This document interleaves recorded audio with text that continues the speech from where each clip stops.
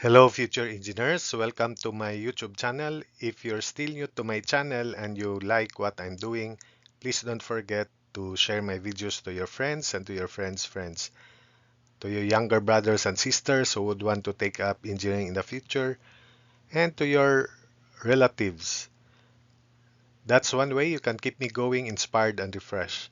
Now, if you find my videos interesting and important to your studies, also please don't forget to subscribe.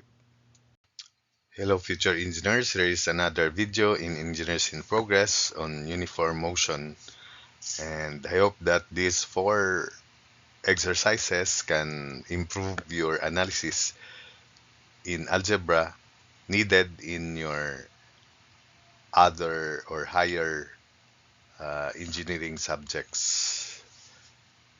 So the principles were already discussed in the previous videos on uniform motion. If you want to anticipate the solutions to these problems, if you want to attempt to solve these problems by your own, you can by pausing the video.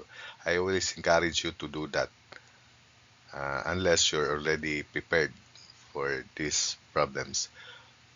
So these are just algebra problems, and the problems here, though some may be challenging on your part, but it is expected that you can solve these problems. For those who just want to listen and watch the video, then I hope that you will enjoy watching.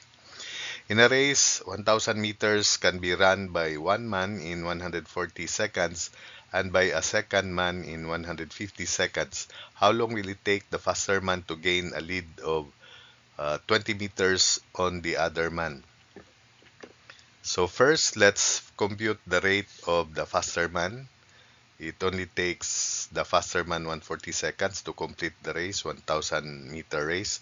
So his average speed or rate is 1,000 divided by 140, and that is equal to 50 over 7 meters per second. That's the rate of the faster man. The slower one, the distance is 1,000 also, but the time is 150. So 1,000 over 150 is 20 over 3 meters per second. That's the rate of the faster man. So the distance traveled by the faster man, which is speed of the faster man times time, minus the distance traveled by the slower man, which is speed 20 over 3 times time, is equal to 20, because this is the lead as mentioned in this problem. So that is distance equals distance traveled by the faster man minus distance traveled by the slower man. And this distance is 20. 20 equals 50 over 7 times time minus 20 over 3 times time. So the LCD is 21, 7 times 3, 21. So multiply everything by 21. 20 times 21 is 420 equals 150t, because 21 times 50 over 7 is like 3 times 50, so 150t. 21 times negative 20 over 3t is 7 times 1, 7, negative 7 times 20t, so that's minus 140t. So 420 equals 10t. Then 420 divided by 10 is of course 42 seconds. So that's it for that problem. Problem 51, in an 880-yard race between two men, the winner's time is 2 minutes and his lead at the finish is 40 yards. How many seconds would it take the loser to run 880 yards at his indicated speed? So the speed of the faster or the winner or faster man is 880 yards divided by time 2 minutes, and 2 minutes is 2 times 60 seconds, 120 seconds. So 880 over 120 seconds is equal to 22 over 3 yards per second. That's the rate or average speed of the faster man.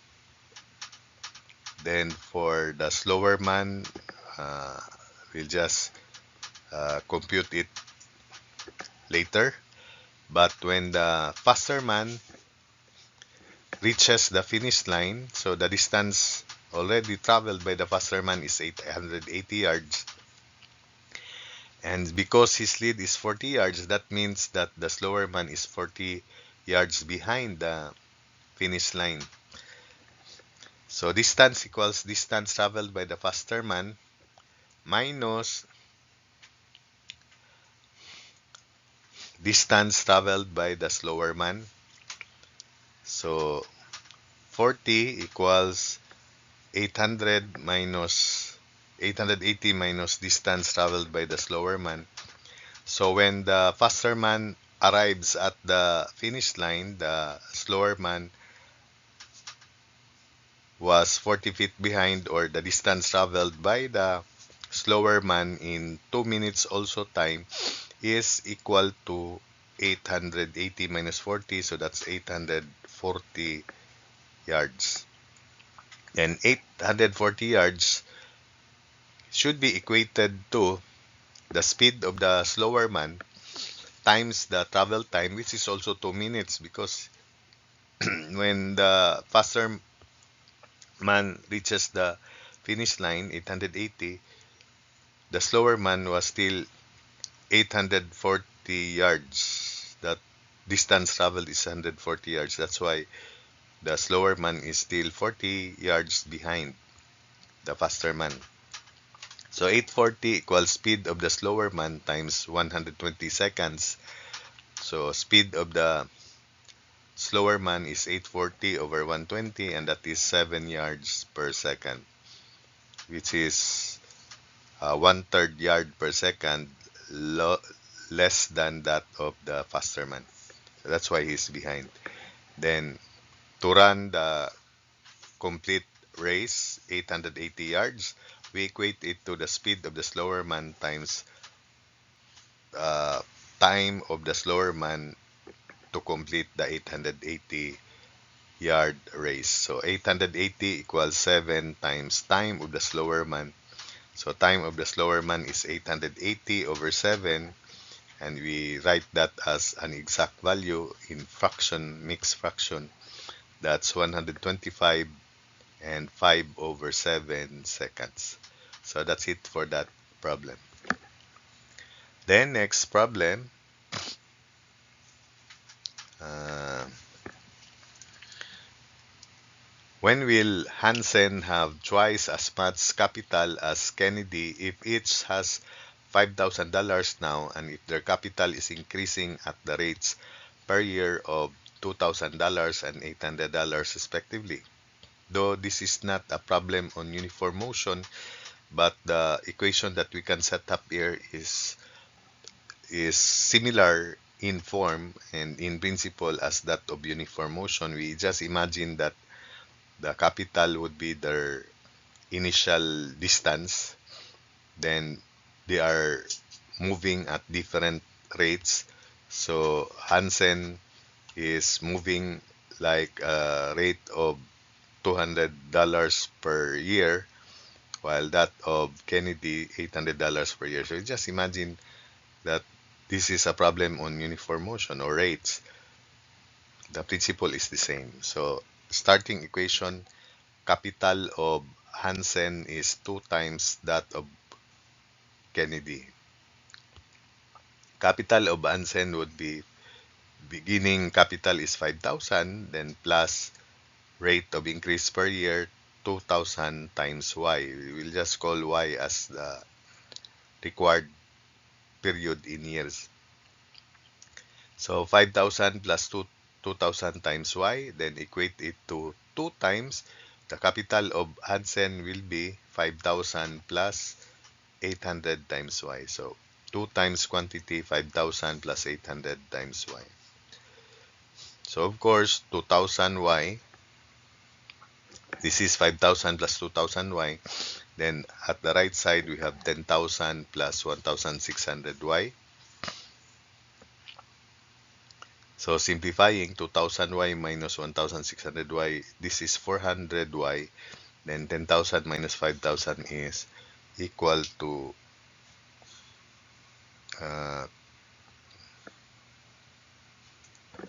10,000 minus 5,000 is 5,000. So 2,000 minus 1,600, 400y equals 5,000. So 5,000 over 400y equals 12.5 years. So that's the number of years where Hansen's capital will be 2 times that of Kennedy.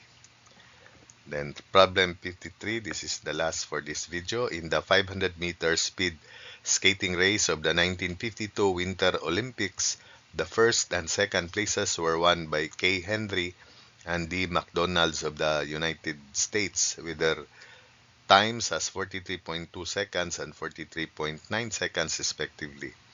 How far was McDonald behind at the finish? So we first compute the speed of the faster, which is Henry, and speed of Henry would be 500 meters divided by winning time 43.2, the smaller time. So 625 over 54 meters per second. That's the speed of Henry. Then the speed of the second place, which is McDonald, is 500 over time 43.9, and that would be equal to 5,000 over 49 meters per second. That's the speed of McDonald.